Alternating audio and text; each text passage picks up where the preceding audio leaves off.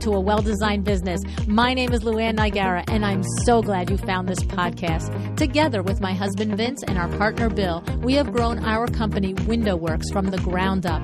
So I know and I understand the challenges you face in running your interior design business. I also know that your talent alone isn't enough to ensure your success. So on this podcast, we talk about strategies and practical steps to help you grow your business. But make no mistake about it, we have our share of fun here too, mixed in with those aha moments that I love so much. This isn't fluff. Nobody has time for that. Whether you are a new interior designer or a seasoned designer, I am here to help you create and to manage the kind of interior design firm that you dream of. It's straight talk and it's action. Are you ready? Let's get started. Hi, welcome to A Well-Designed Business. I have a little trivia for you. Today is the exact day that I launched this podcast 6 years ago, February 15th, 2016. That's right, it's our 6th birthday, and I cannot express how grateful I am to be on this journey with you. In thinking about this milestone, of all the things I intended to happen and of all the things I hoped would happen, by far one of the most unexpected and the most precious was the education that I've received.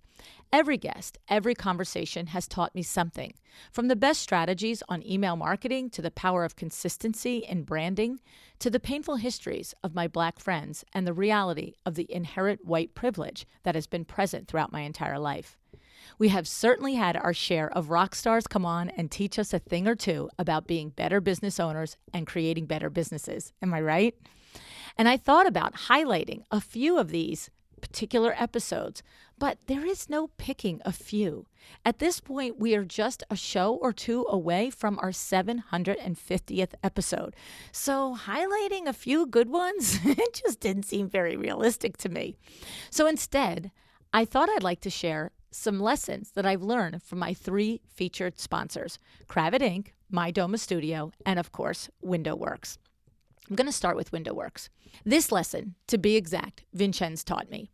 But this lesson came through WindowWorks, meaning if we didn't work together all these years, from the time I was 21 years old, I'm not sure he could have taught this to me.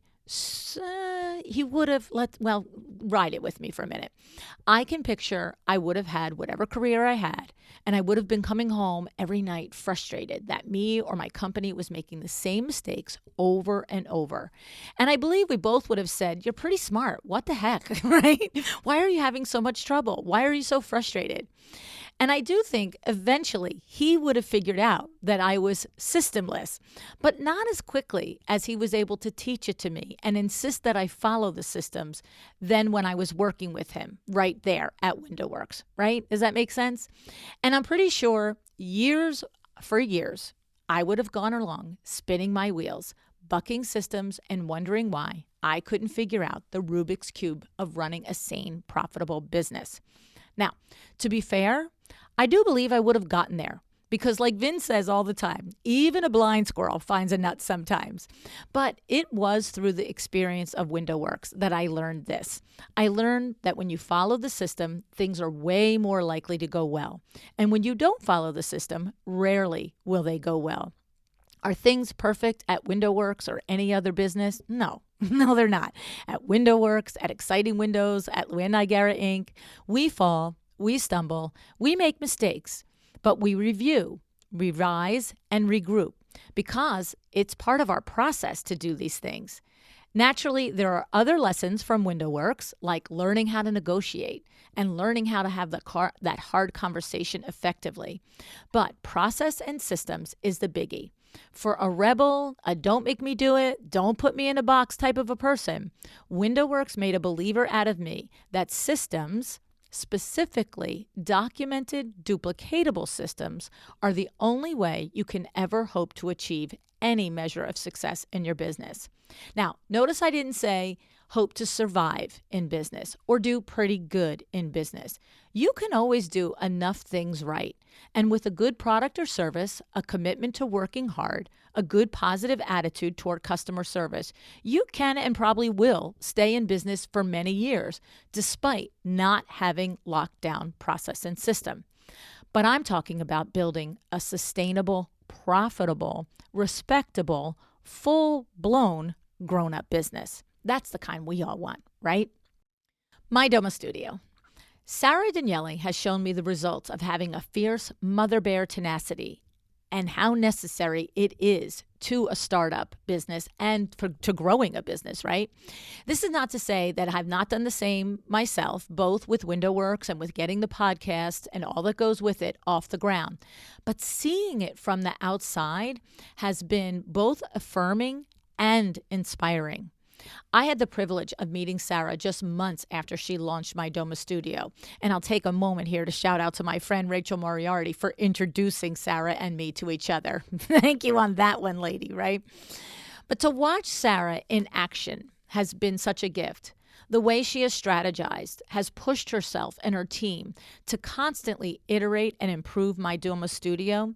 The way she has put herself out there in front of VCs, brand collaborators, forging relationships, creating opportunities. It's been incredible just to watch her.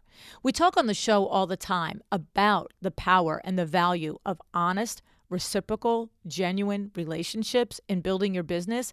And Sarah Daniele is the poster child for this.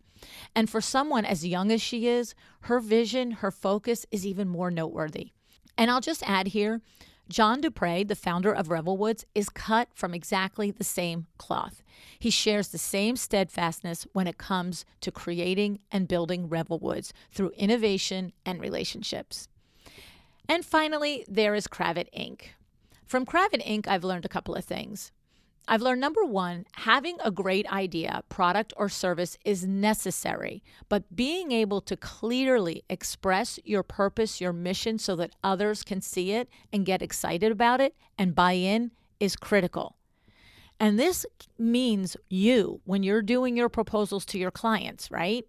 So when I pitched Kravit on sponsoring the show, before I had even recorded an episode, before I had even purchased a microphone and a headset, before I had lined up my first guest, I outlined to them what I expected to do, how I expected to do it, why I was the one to do it, and the results I expected you, my potential audience, to achieve through the show. That email took me 6 hours to write, putting in everything that was necessary and cutting away everything that was fluff. When I sent that email, I was very lucky that I sent it to exactly the right person, Jessie Lazarus at Kravit. Jessie, along with Christine Zampaglione, believed in the possibility of the podcast from the start, from our first conversation, and this has made all the difference in the world. Of course, Jessie will always tell me the final yes was not his. I think it might have been Carrie Kravit, but it was Jessie who made the case to the decision maker or makers. The show idea connected with Jessie, but Kravit already had a stated company mission to support the interior designer in the running of their business, which is why he brought it to the decision makers, right? I remember Jessie telling me this when I asked him one time, many months later, why did he take the chance on this podcast? He said, at Kravit, we had a stated directive, which is to support ideas, platforms, and tactics that benefit the interior designer in every way, not just in providing outstanding products to them. And that includes supporting them in running a profitable business. This is in the DNA of Kravit, and in large part, the reason the podcast got the green light. Jessie and Christine saw the podcast could deliver this, and maybe others at Kravit might not have been sure at that very beginning point, but being sure about their core value of supporting you, that enabled them to make the decision and take the shot, okay? And the final lesson I want to share is exemplified by all three of these businesses. And now my business, LuAnn Nigara Inc., strives to follow in the footsteps of these incredible businesses. Each of these companies, WindowWorks, My Doma Studio, and Kravit, places an extremely high value on their team, their business family. I think Kravit is up to 4 generations working in the business now. This speaks volumes. Think about how rare it is for so many extended family members to just want to spend time together, right? Let alone so many brothers, sisters, cousins, aunts, and uncles working together. Seriously, I'm making a joke, but it's not a joke, right? What kind of company culture do you have to create to achieve this? This isn't done by accident. This is a company committed to respect, to providing opportunity, to treating people so well that everyone wants to be part of it.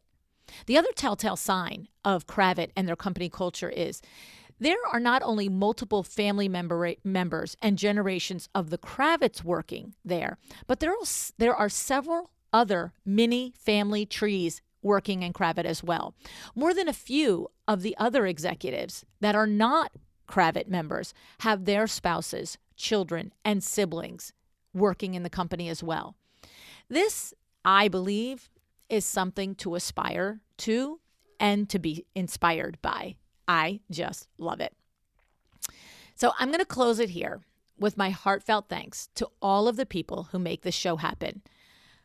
I sure hope I'm not going to leave anybody out, but I'm going to say my killer audio editors, Uncle Bill and Aunt Gretchen, my writers, Cassie, Janelle, and Sarah, my social media expert, Stephanie, my website and branding guru, Nicole Heimer of Brand and Glory, my partner in WTF, Vida of Vitalia Inc., all of the amazing instructors at Lu University, and all of the co-authors in the 2 Power Talk Friday expert books.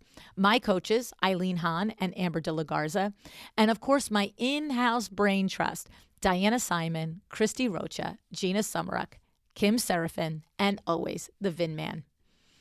My great thanks to you, too. You show up, you listen, you push me to do better and to be better. I hope in some way I'm doing that for you as well. Let's do 6 more. What do you think? Thank you. Decide to be excellent. Thank you so much for joining me again today. This podcast is a production of WindowWorks, your resource for custom window treatments and awnings. To learn how we can help you on your next interior design project, go to www.windowworks-nj.com. And if you're interested in working with me on your business, either through masterminds or one-on-one coaching, or you want to know how to get my book, The Making of a Well-Designed Business, or you just want to know what's going on in the podcast land and where I'm going to be, all of that is found at LuAnnNigara.com. Thank you so much. Have an excellent day.